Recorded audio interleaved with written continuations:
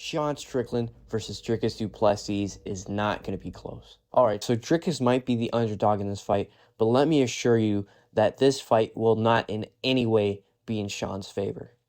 So let's focus on Sean for a bit. We can undoubtedly say that Sean is probably the most improved fighter in the UFC other than Charles Oliveira.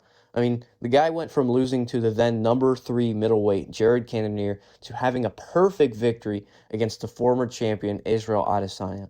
You got to give the man credit where credit is due. I mean, he's a phenomenal fighter. But I know for certain that all of these wins will mean nothing in the face of his next fight against Dricus. If you look closer to who Sean's fought and how he's won, you can see Sean has fought almost entirely strikers.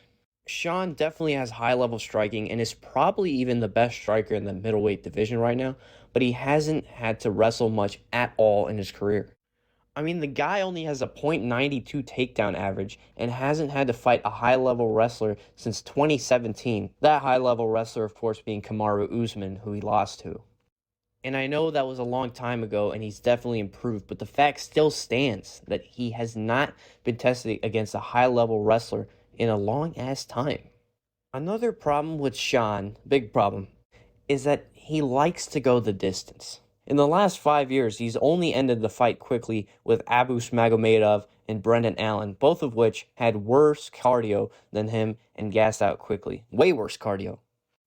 And while I will say Brendan Allen does have good jiu-jitsu, he is not known for his dominance in takedowns and his ground and pound. Sean's the type of guy to hit you 100 times and wear you down, and it worked well against Izzy, but that style doesn't work well with fighters who like to take the fight to the ground. Now, when we look at Dricus, however, we can see that out of the 6 fights he's had with the UFC, he dominated all of his opponents. He ended the fight quickly in all 5 of those fights, with 4 of them ending in a KO, TKO, and 1 of them with a submission. Dricus is like the polar opposite of Sean. He has insane power, maybe the best in the division, and he takes the fight wherever he wants it to go. I mean, he dominated Robert Whittaker on the ground, who a lot of people don't know comes from a wrestling background, and he did the same thing to Derek Brunson and Darren Till. He completely dominated them. I mean, his ground and pound is second to none. I think that if Dricus takes Sean to the ground, which he probably will, Sean's going to get mauled in that octagon with high-power punches that will probably end the fight quickly. Look, I love Sean. I love Sean. I will reiterate that. I love Sean. But Dricus' style is literally the worst match for Sean's high-volume striking. Sean may hit hard, but Dricus hits harder and he can take you to the ground. And I know a lot of you are probably going to point out Dricus' cardio, but let's remember, Dricus did get surgery on his nose, and it has made a significant impact on his cardio. We saw that with the Robert Whittaker fight. I will say, though, Sean still has the upper hand when it comes to cardio. If he somehow stays on his feet and goes the distance, he may be able to get the upper hand.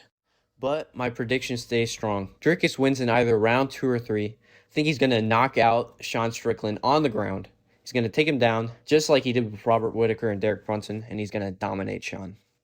Thanks for watching the video, guys. Please hit that like and subscribe button if you enjoyed it, and I'll see you guys in the next video.